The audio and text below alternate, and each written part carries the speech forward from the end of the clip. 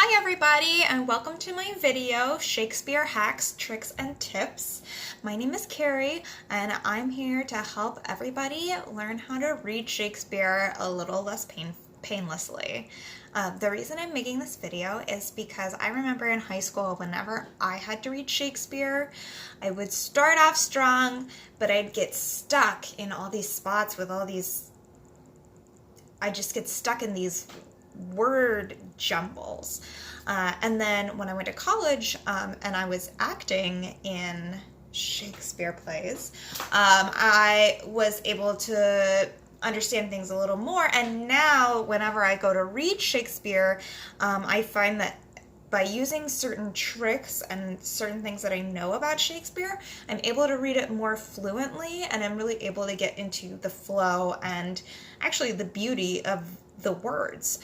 So my hope is that with these 8 tricks that I'm going to tell you about today, that you are going to be able to read Shakespeare a little more easily. So first and foremost, before we even get to any of the hacks, I want to tell you about making sure that you have a really good version of Shakespeare. This is my favorite version, the Norton Shakespeare. It is annotated. So when you look at a play, it has words on the side. These are kind of like translations, just like quick little things like this word actually means this here. And then at the bottom it has annotations where if you need to know more about, maybe he is referring to a Greek god, or maybe he's referring to the way wind catches the sail, something that you're not going to know anything about. You'll be able to learn about that through the annotation. So I really recommend this version, the Norton Shakespeare, if you're able to get one. Make sure whatever you use, it's annotated. You're going to be able to find copies that are annotated online. So that's before we get into any of the tricks. Make sure you have a good annotated copy. So here's my first trick, is that Shakespeare has big stories, big characters, big ideas. The first thing that I want to talk to you about, what I mean by that, is that Shakespeare writes tragedies or comedies. He doesn't do dramedies. Shakespeare has tragedies or comedies. In a tragedy, at the end, most people will be dead. In a comedy, at the end, most people will be married. So before you start reading, figure out, am I reading a tragedy or a comedy? If you're reading for high school, you're probably reading a tragedy. So just know that don't get too attached. Everybody's going to be dead. So once you know that, the next thing that you need to understand is that you are dealing with big stories. They're big, and what I mean by that is that they're familiar stories. They're stories about love. They're stories about doomed love. They're stories about jealousy. They're stories about revenge. They're stories about getting back at well, that's revenge. They're stories about a big idea. So keep that in mind. Perhaps even do a little bit of research before you start reading to figure out what kind of story you're looking at. And the last point that I want to make about the big stories, big characters, big ideas is that every character that you encounter is actually an archetype. They are characters that you're familiar with. You have, the powerful man that is too proud, and that's his downfall. You have the dumb blonde woman. She's probably not going to be blonde, but you get the idea. Just like the ditzy, silly woman. You're going to have the perfect woman who's completely devoted to her husband or lover. You're going to have the stupid drunk that's going to say things and it's not going to make any sense, and it's not making any sense to anybody else in the play either. So keep in mind that there are archetypes, and you're going to be able to figure out who everybody is pretty quickly, because Shakespeare doesn't have his characters change a whole lot. They fit into these categories, so try to start fitting people into categories at the beginning. On that note, another thing that I recommend is making a chart of your characters at the beginning. So this is a chart that I made for Othello, and I have Othello, Desdemona. I know that they are getting married or married. Rodrigo loves Desdemona, so I put a little heart there. Kind of make this chart and have it with you whenever you're reading so that you can remind yourself who everybody is. All right, so that first one is the biggest thing to keep in mind, is that they're big stories with big characters. So the next thing to pay attention to is entrances and exits. The reason that you want to pay attention to those is because you want to know who's in the room. Because if you know this, if you kind of have an idea about what this story is about, you have the big idea, if you have the archetypes, you know the big characters, and you know who's in the room, you're probably going to be able to figure out what that scene is going to be about. The way that you will be able to tell when somebody enters is it'll say, enter, and list off a bunch of names. The way you'll be able to tell when somebody exits is it will either say exit and that person's name, or it will say exunt, E-X-U-N-T, and that person's name. I think that's Latin. And occasionally, if just one person leaves the room, they will do what's called a rhyming couplet. It'll be 2 lines, and they will rhyme. And then you'll know that that person's leaving the room, but it will probably also say exit. One other thing to keep in mind with entrances and exits is that not everybody can always hear each other. So occasionally you're going to have something called an aside, where a character will say something to just one other character. It will normally say in the text aside. Occasionally there will also be maybe 2 characters talking and then 2 other characters that are listening to them. And these 2 characters can talk to each other, but they don't hear. You're going to be able to tell normally by the characters saying something about that themselves. You're not normally going to need to guess with Shakespeare. Shakespeare's normally going to tell you what's going on. But just keep that in mind. Not everybody necessarily hears everything. So that's number 2. Tip number 3 is read aloud whenever you're having trouble with something. Because these plays were not meant to be read. These are not novels. These are plays. And in Shakespeare's time, hearing the play was the most important thing. People didn't go to see plays, they went to hear plays. So reading it aloud can be really helpful in order to kind of just get the feel of what's going on. Another trick is to read it aloud with a group or a partner, and that can really help. Tip number 4 is punctuation. So when you're reading Shakespeare, you're going to see it in these lines where there's indentation in the middle of the sentence. You want to read from the capital letter, the first word of the sentence, all the way to the end of the sentence. And you may have to break it down within that, but you need to read all the way to the end of the sentence, because that gives you the shape and the structure of that sentence. These sentences can go on a long time, and I'm going to give you some more tricks on how to work with those. But just keep in mind what is the whole sentence. And another part of having that whole sentence is the other punctuation, like commas and dashes. Often Shakespeare will have clauses where he might say something like, I, who am so beautiful, am going to go to the ball. And you might have to take out that clause, that who am so beautiful, in order to understand the sentence. And then you can, once you understand kind of what each part means, the clause and then the rest of the sentence, you can put them back together and read back over and understand what's going on. And those clauses are often separated by commas or by dashes. So that's number 4, punctuation. Number 5 is going to help you when those sentences get really long and really wordy. Shakespeare loves 3 things. Shakespeare loves antithesis, Shakespeare loves lists, and Shakespeare loves metaphor. So antithesis means opposites.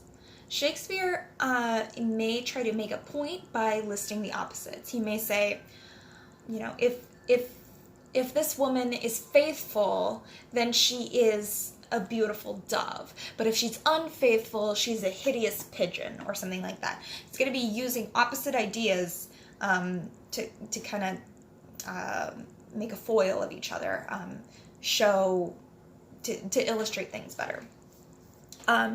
So if you see 2 things being opposite, then you'll know, okay, he might be trying to illustrate something by telling me what the opposite is. He loves lists. So he may say that, oh my gosh, that guy is so dumb. He is so dumb that he wouldn't understand this. He's so dumb that he wouldn't understand that. He's so dumb he might do this. He's so dumb he might forget this. You know, he might have a list of, here's all the ways that this person is dumb or beautiful or lazy or annoying. So if you have a long sentence, it might be a list. And the last thing he really loves is metaphor. One of the most famous metaphors that Shakespeare uses is a rose by any other name would smell as sweet. So, and of course meaning it shouldn't matter what your name is. You're still going to be awesome Romeo. And Shakespeare often uses metaphors that are totally meaningless to us now, like cloth. In Shakespeare's day, the kind of cloth you were using was really important. Or he might refer to like sailing or boating or combat, because those were all sorts of things that were really important then. So if you see a subject that just kind of is coming way out of left field, it might be a metaphor.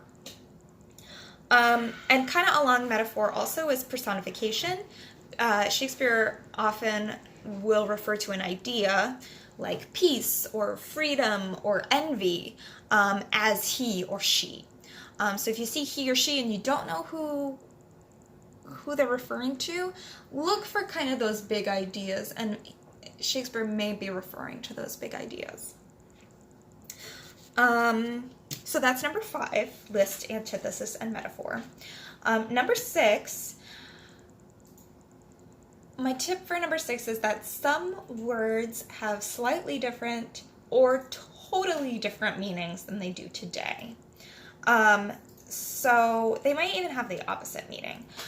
So as I was preparing for this, I was reading over Othello, and I saw a couple of words. One is election. So when we think about an election, we think about people voting, and then whoever gets the most votes wins. And in this particular context, election, it seemed to me, referred more to as an appointment, that Othello appointed Cassius. So he said election, but he wasn't elected by people, he was appointed. And that's related, it's slightly different.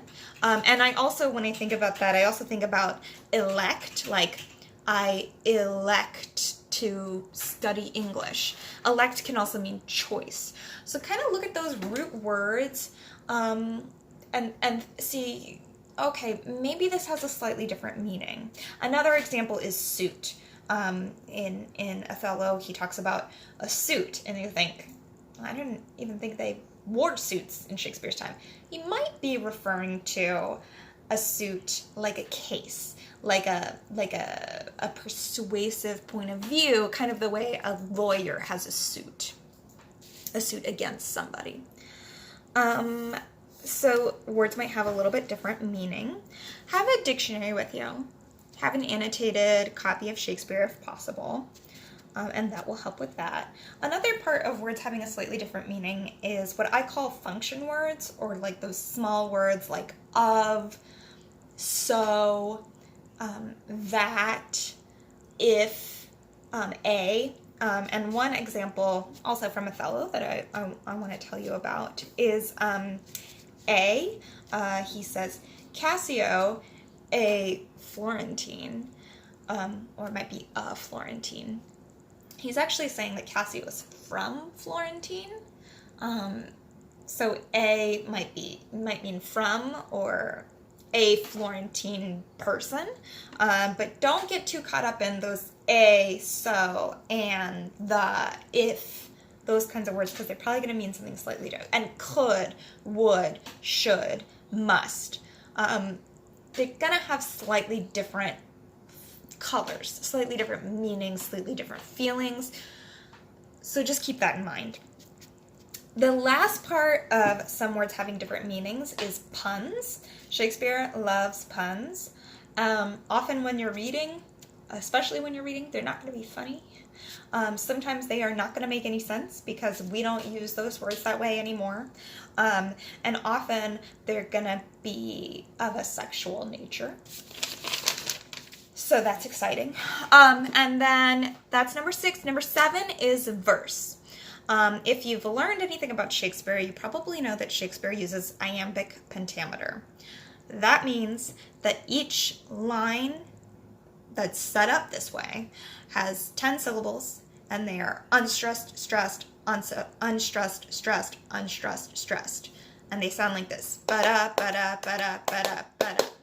Most of the time, you don't need to worry about that.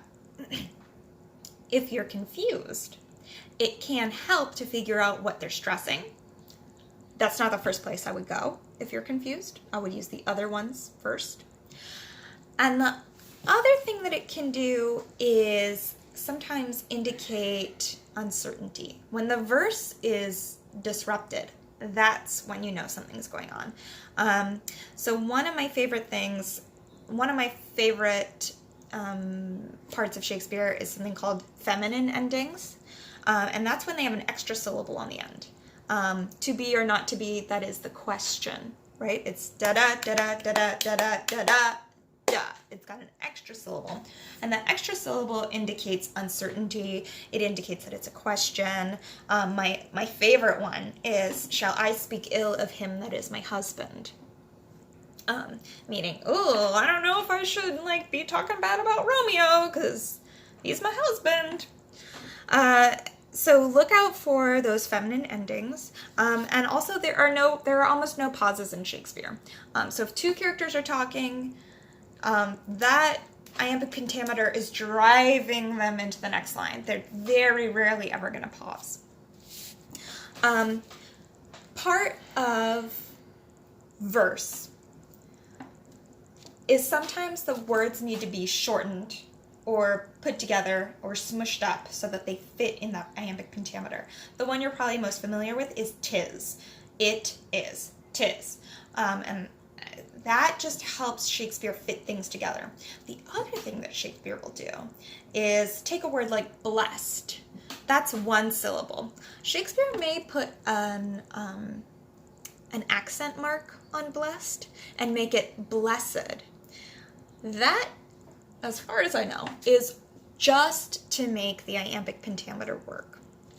So keep that in mind. That's number 7. Last but not least is number 8, which is let it go and move on. If there's something you don't understand, let it go and move on. Because scholars don't even understand all of Shakespeare. Your teacher doesn't understand all of Shakespeare. I don't understand all of Shakespeare. There's some things that are just lost. So if you kind of get where the scene's going and you get to a line and you just don't get it, cut your losses and move on. I hope these 8 tricks are really going to help you be able to read Shakespeare more fluently and actually enjoy reading it. Thank you so much for watching, and stay tuned for my next episode, which is going to be Act 1, Scene 1 of Othello. Thanks!